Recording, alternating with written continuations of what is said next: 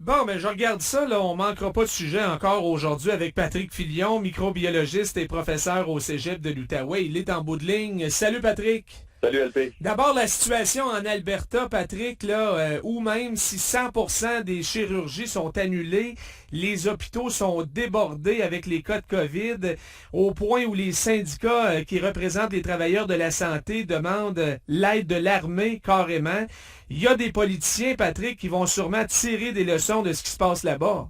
Oui, on regarde la situation, là, c'est extrêmement malheureux. Comme tu le dis, là, les soins de santé sont débordés. On se le cachera pas. Là, ce qui est arrivé, c'est qu'on a, disons, les politiciens ont pris des décisions, on va dire populaires, Ou de populistes. laisser aller, Ouais. populistes, oui, effectivement, pour laisser aller certaines mesures sanitaires. Et malheureusement, ça leur éclabousse en plein visage. On voit les répercussions de telles mesures qui ont été prises peut-être trop tôt. On avait peut-être trop d'espoir là, avec la vaccination, qui n'était pas encore à 100%, on s'entend là-dessus. Mais là, c'est ça. C'est catastrophique. Donc, j'espère que les autres, politiciens des autres provinces regardent ça, en tirent effectivement des leçons pour ne pas répéter une erreur comme celle-là là, qui s'avère grave, là, on ne se le cachera pas. Ouais, honnêtement, puis même la situation au Québec par rapport aux hôpitaux pour manque de personnel, tout ça, c'est un peu épeurant, Patrick. Ben, c'est inquiétant, c'est sûr. Puis là, on le sait, encore une fois, là, les mois les plus importants au niveau de la transmission de n'importe quelle infection, là, avec l'automne et l'hiver qui s'en vient, faut être très, très, très prudent. Faudra pas baisser la garde, même si on voudrait baisser la garde. Les cas augmentent, les hospitalisations augmentent, puis on ne veut pas répéter justement une erreur comme celle-là. Donc, il faut vraiment, vraiment garder les bonnes habitudes qu'on en a prises, surveiller ce qui se passe dans les lieux de travail, dans les écoles, dans les collèges, les universités, pour limiter le plus possible la propagation de l'infection. Ouais, ouais, on s'en sortira pas aussi vite qu'on espérait il y a à peine quelques mois, mais bon, puis on est juste le 20 septembre d'ailleurs aujourd'hui. Oui, Deuxième sujet, Pfizer qui annonce aujourd'hui que son vaccin pour les 5 à 11 ans serait sécuritaire et efficace. Est-ce qu'on parle du oui. même vaccin que pour les 12 ans et plus et les adultes, mais à plus petite dose, Patrick? Oui, c'est exactement ça. C'est un tiers, dans le fond, de la dose. On parle de 10 microgrammes par rapport à ce que, moi, par exemple, j'ai reçu, c'était un 30 microgrammes. Donc, la dose est moindre. Là, on y va avec, disons, ça, la taille de l'individu.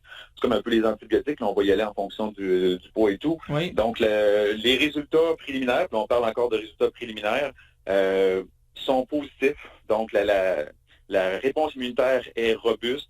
Elle est importante. Puis là, il n'y a pas d'effet secondaire là, majeur chez ces enfants-là. Donc, Et c'est ça, c'est je une veux très en bonne nouvelle. parler parce Oui, que je pense que, puis je sais que les études se poursuivent aussi pour les moins de 5 ans, là. Il y a oui. des gens qui s'inquiètent vraiment qu'il y ait davantage d'effets secondaires pour les jeunes enfants. C'est sûr qu'on regarde nos enfants, tu sais, sont tout petits, puis on se dit qu'ils sont plus vulnérables. Est-ce qu'ils ont raison de s'inquiéter ou pas du tout, Patrick?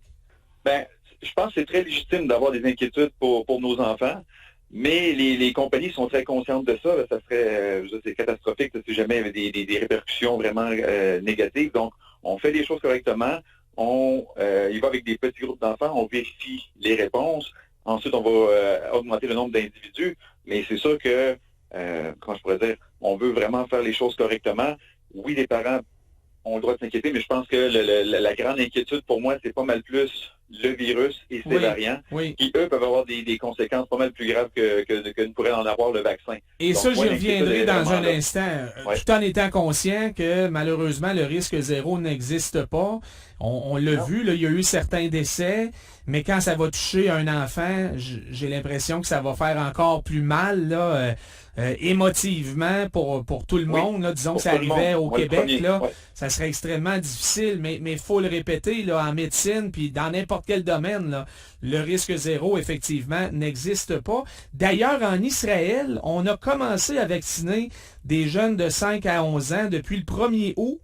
Ceux qui sont Oui, plus à risque de complications liées à la COVID, Patrick? c'est exactement ça. Donc, c'est pas tous les enfants de ce groupe d'âge-là, donc vraiment ceux qui auraient des problèmes, par exemple, respiratoires, soit des cancers, des trucs comme ça. Donc, ces personnes-là, ces enfants-là seraient beaucoup plus vulnérables à une infection, d'autant plus une infection respiratoire. Donc, ils ont obtenu une permission spéciale pour commencer à vacciner ces groupes d'enfants-là. Puis en même temps, ça va servir justement les compagnies pharmaceutiques pour aller chercher des données supplémentaires et vérifier justement l'efficacité puis la sécurité, l'innocuité du vaccin comme tel. On n'a pas entendu d'histoire d'horreur pour des jeunes de 5 à 11 ans en provenance d'Israël depuis le début du mois d'août? Non. Pour l'instant, tout semble positif. Donc, pour ça que moi, on se dit, on est inquiet par rapport à ce qui se passe là, en Alberta, on le disait au début de l'entrevue. Puis là, l'hiver s'en vient, mais il y a quand même des choses positives. Le vaccin résiste encore aux variants. La vaccination pour les enfants, bon, va arriver. C'est sûr que l'année scolaire a déjà commencé, mais il y a des choses positives qui s'en viennent. Je veux pas que les gens perdent espoir et se disent, oh my God, on ne gagnera jamais cette bataille-là.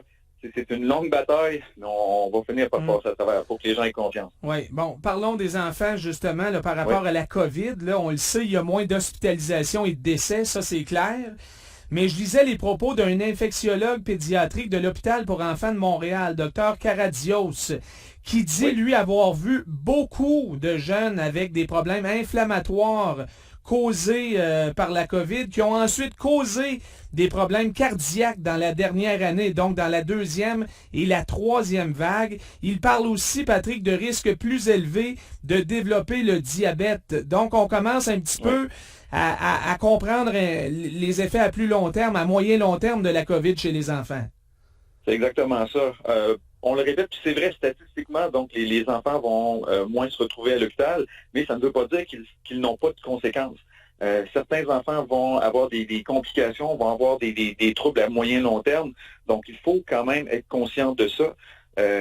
Puis juste aux États-Unis, avec la présente vague, c'est une augmentation de 240 % du nombre d'enfants qui sont hospitalisés par rapport aux vagues précédentes.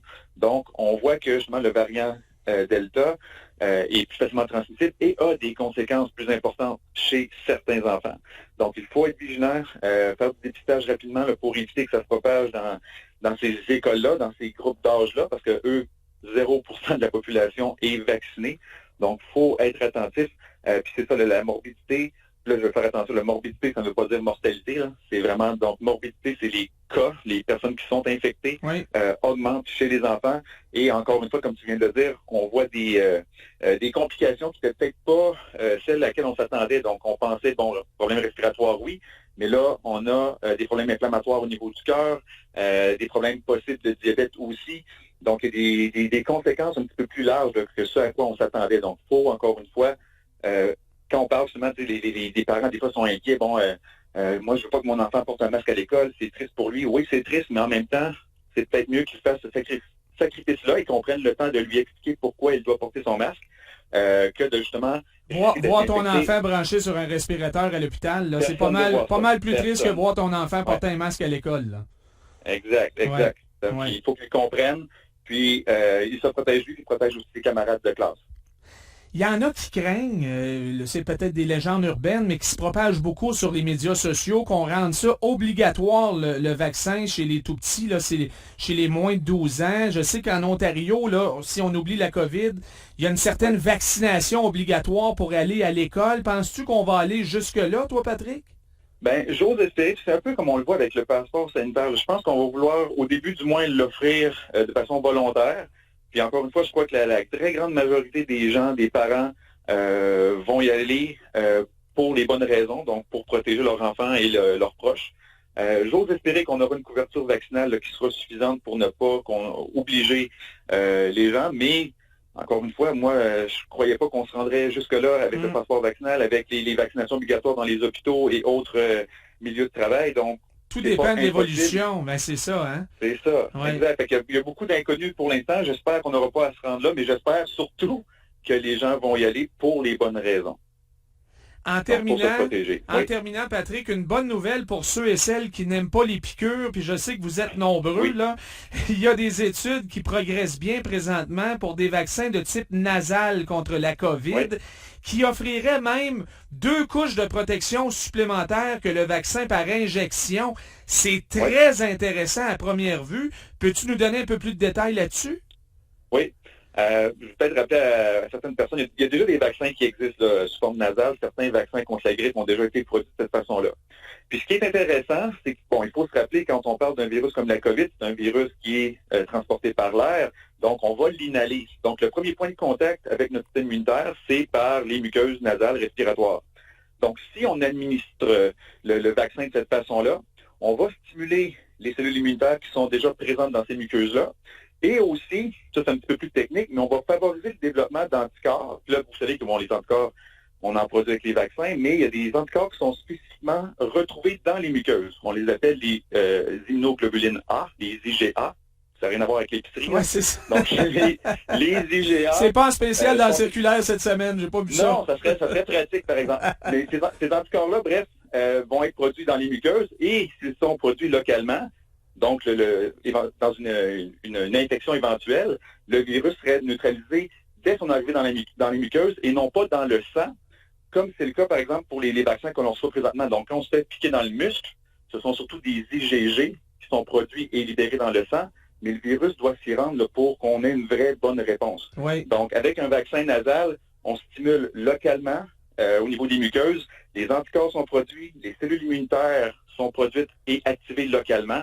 Donc, ça serait, de un, moins stressant pour les gens qui n'aiment pas les piqûres, et de deux, on aurait une réponse immunitaire qui probablement serait meilleure que celle des vaccins par injection. Moins de chances que le virus attaque le cerveau parce qu'on l'injecte directement à bonne place, là. C'est ça, donc la réponse pourrait être plus efficace. Donc là, on est encore le vaccin n'est pas approuvé. Il y a encore des études à faire, mais c'est quelque chose d'extrêmement intéressant. Et aussi, les chances sont que ce vaccin n'aurait pas nécessairement à être conservé à des températures extrêmement froides, donc serait peut-être plus facilement transporté et disponible.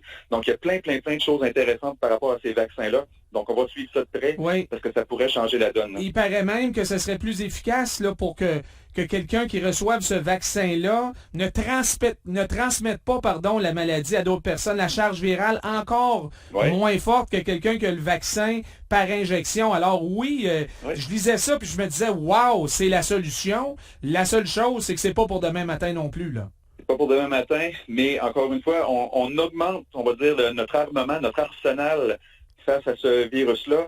Donc, éventuellement, avec les vaccins par injection, les vaccins nasaux, puis il y a des médicaments aussi, une fois qu'on est infecté, qui continuent à être développés. Donc, l'humanité, ça fait 1 an et demi qu'on fait face à ce virus-là, et on a de plus en plus d'outils pour le prévenir l'infection, mais aussi pour le combattre une fois qu'on est infecté. Donc, les scientifiques font leur boulot. Moi, j'ai confiance en mes collègues scientifiques. Ça fait longtemps que je suis plus dans le domaine de la recherche, mais quand même, il y a beaucoup de choses positives qui se passent à travers le monde. Donc, il faut garder espoir, mais il faut continuer à garder certaines mesures. On l'a vu là, avec l'Alberta et tout ça. Donc, continuons à porter le masque. On doit faire attention avec la distanciation et tout, mais éventuellement, on va prendre le dessus. Là. Bien, je te demandais de nous faire un suivi là-dessus quand il y aura des développements sur le vaccin de type nasal. Absolument. Merci beaucoup, Patrick. Encore une fois, bonne semaine. Toujours un plaisir. Bonne semaine. Salut, Patrick Filion, microbiologiste et professeur au Cégep de l'Outaouais.